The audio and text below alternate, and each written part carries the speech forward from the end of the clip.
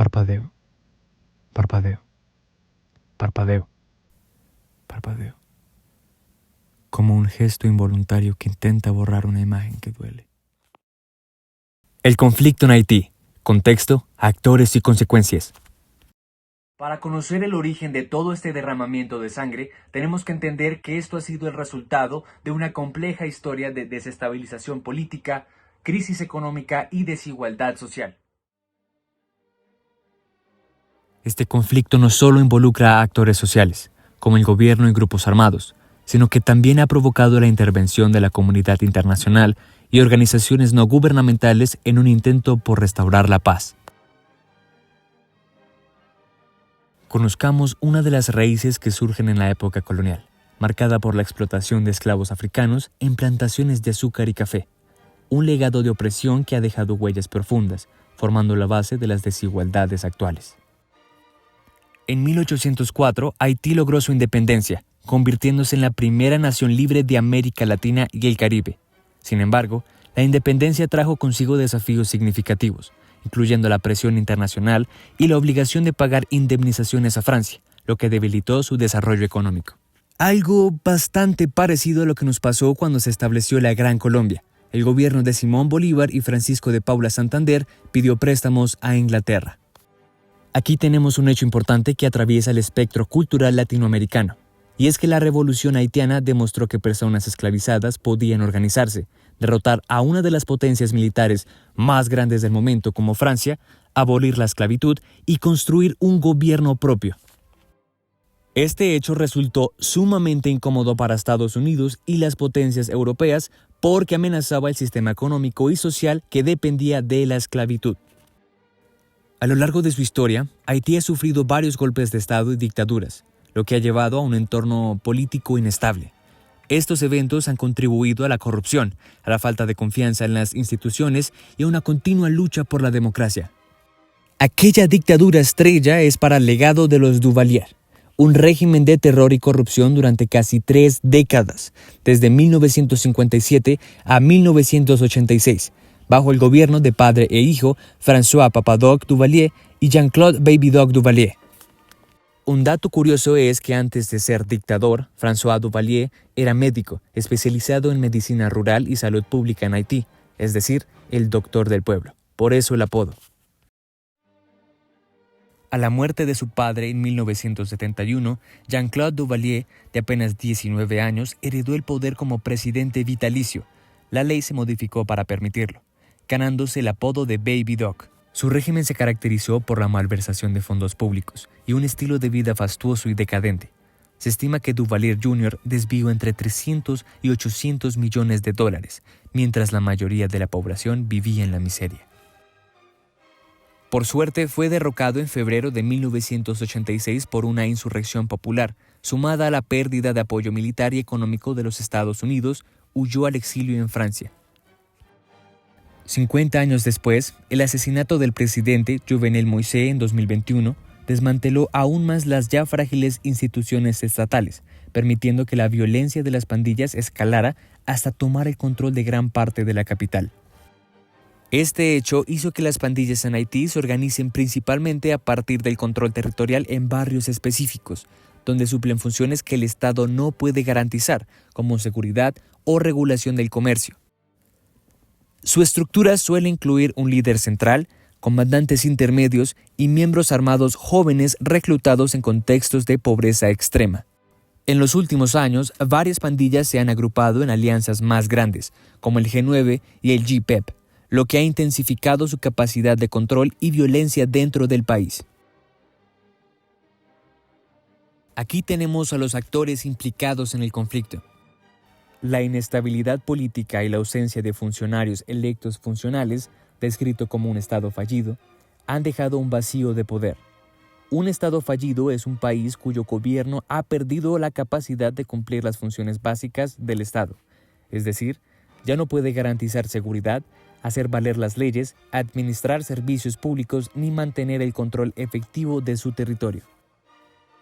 Organizaciones como la ONU ha aprobado la Misión Multinacional de Apoyo a la Seguridad, la MSS, pero su despliegue se ha demorado, países como Estados Unidos y Canadá han sido los principales contribuyentes financieros y logísticos. Lo que es bastante curioso, puesto que Estados Unidos financió a la dictadura de los Duvalier. Durante la Guerra Fría, Estados Unidos apoyó a Papa Doc y posteriormente a Baby Doc porque estos gobiernos se proclamaron firmemente anticomunistas. Para Estados Unidos, mantener a Haití en su esfera de influencia era más importante que la situación interna de derechos humanos. Este respaldo permitió que la dictadura se mantuviera por casi 30 años, mientras los Duvalier utilizaban los fondos públicos y la represión para mantenerse en el poder.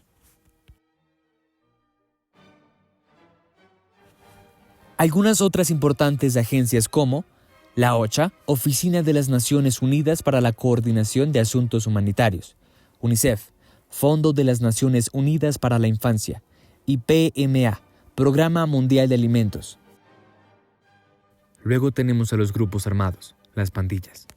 Liderados por figuras como Barbecue, Jimmy Cherizier, controlan puertos, carreteras, barrios clave y emplean la violencia sexual y el secuestro para sembrar terror y obtener poder económico. Se han agrupado en coaliciones como el G9. Es una federación o alianza compuesta originalmente por 9 bandas criminales de Puerto Príncipe y sus alrededores. Aunque su número real puede variar, fue formada por Cherizier en junio del 2020. La principal víctima del conflicto, la población civil, incluye a personas desplazadas internamente, activistas y defensores de derechos humanos. A continuación, los territorios afectados por el conflicto. Algunas fuentes de la ONU indican que hasta el 85% de la capital está controlada, o al menos directamente amenazada, por bandas criminales. Este control afecta a servicios, rutas y el día a día de la población, haciendo que el 75% sea una estimación creíble de la población severamente afectada. Los informes de la OIM, Organización Internacional para las Migraciones, y la ONU han reportado cifras de desplazados internos, IDP, que superan el millón de personas a mediados del 2025, llegando a hablar de 1.3 millones o 1.4 millones. Puerto Príncipe, ubicado al oeste, y Artibonite son sin duda los departamentos más afectados por el conflicto y el desplazamiento masivo. La mayor concentración de nuevos desplazados se ha extendido hacia el departamento de Centro y el Norte, a medida que las bandas intentan controlar las carreteras. Aunque el porcentaje exacto de aumento de la tasa puede ser difícil de cuantificar, los organismos de derechos humanos de la ONU reportan un aumento masivo e incesante de la violencia. Por ejemplo, la cifra de muertos por la violencia de bandas superó los 5.600 en 2024, un aumento dramático respecto a años anteriores. Tenemos consecuencias claramente visibles del conflicto. Según las cifras, más de 1.5 millones de personas se han visto forzadas a dejar sus hogares. Esto no es solo una migración, es un desarraigo a causa directa de la violencia, la inestabilidad y el miedo constante. Estas personas, en su mayoría, pierden acceso a medios de vida, intensificando la dependencia de la ayuda humanitaria y creando campamentos improvisados o situaciones de hacinamiento. La evidente debilidad institucional ha permitido que estas pandillas o grupos tomen control territorial, lo que ha resultado en un incremento significativo en la criminalidad, incluyendo secuestros, extorsiones y enfrentamientos armados. El ambiente de impunidad es casi total. La destrucción o el cierre de centros educativos roba el futuro de los niños y jóvenes, mientras que el colapso de las instalaciones de salud impide la atención médica vital, especialmente en un contexto de crisis humanitaria.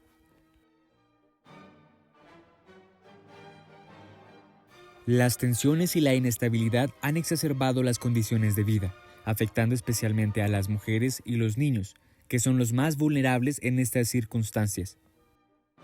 Desde el estallido del conflicto, la inversión extranjera en Haití ha disminuido drásticamente. Las empresas temen por la seguridad y estabilidad del país, llevando a una reducción de oportunidades laborales y al cierre de negocios.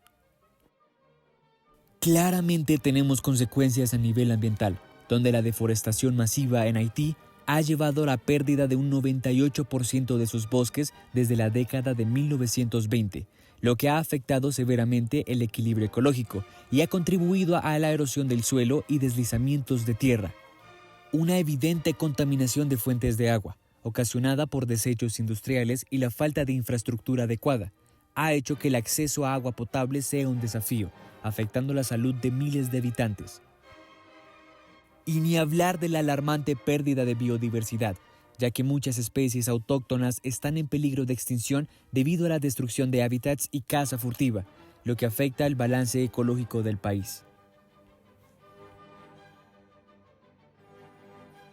La ONU autorizó en 2023 la Misión Multinacional de Apoyo a la Seguridad, liderada por Kenia, con el objetivo de ayudar a la Policía Nacional de Haití a restablecer la seguridad. El despliegue de esta fuerza ha sufrido retrasos significativos, por desafíos legales, logísticos y financieros, lo que ha permitido a las bandas fortalecer su control. Los programas de ayuda humanitaria están activos, pero la violencia de las bandas y el bloqueo de rutas han impedido repetidamente que la ayuda llegue a millones de personas. Tras el colapso del gobierno en 2024, se formó el Consejo Presidencial de Transición, CPT, como un intento de establecer un marco político legítimo e inclusivo. La implementación de programas de desarrollo sostenibles es casi imposible mientras no se garantice la seguridad. Los proyectos de infraestructura son blancos fáciles para la extorsión o el vandalismo de las bandas. La persistente tragedia en Haití no es un evento aislado, sino el eco doloroso de una historia cargada de desigualdades y de implacables luchas intestinas por el poder. Las consecuencias del conflicto trascienden la mera estadística, hundiéndose profundamente en las mentes y estructuras de la nación. Las cicatrices de esta crisis, evidenciadas por más de 10.000 vidas perdidas y millones de almas desarraigadas, son heridas palpables que perforan el tejido social, económico y cultural del país caribeño. Como dijo Clausewitz, la guerra no es un fenómeno independiente, sino la continuación de la política por otros medios. Y es que la guerra no es un trueno sostenido, sino un parpadeo violento que clausura la luz. Por eso, yo parpadeo.